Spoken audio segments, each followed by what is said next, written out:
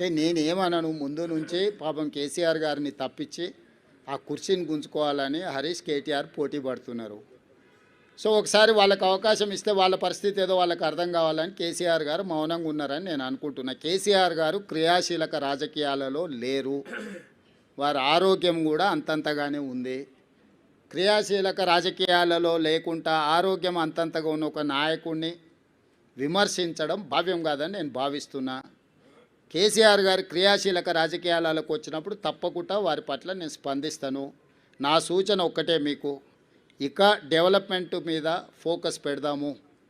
రాబోయే 2 సంవత్సరాలు ఫోకస్డ్గా మన రాష్ట్రాన్ని అభివృద్ధి చేసుకుందాము, సంక్షేమ పథకాలు అమలు చేద్దాము, రాష్ట్ర ఆదాయాన్ని పెంచుకుందాము, వనరులను సమకూర్చుకుందాము, అభివృద్ధికి సహకరించండి అని ప్రధాన ప్రతిపక్షం హరీష్ కేటీఆర్కు చెప్తున్నా.